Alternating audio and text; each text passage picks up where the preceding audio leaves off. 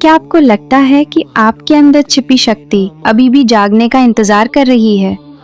तो आज से ओम हनुमते नमः का जप शुरू कीजिए। ये केवल एक मंत्र नहीं, बल्कि आंतरिक शक्ति को जगाने का माध्यम है। जब आप इस मंत्र का नियमित जप करते हैं, तो आपका मन धीरे धीरे शांत और स्थिर होने लगता है।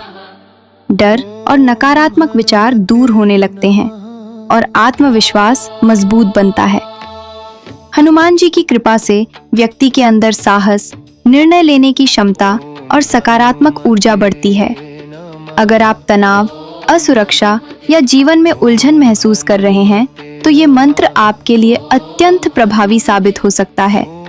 वीडियो पसंद आए तो लाइक, शेयर और सब्सक्राइब जरूर करें। ओम हनुमते नमः। ओम हनुमते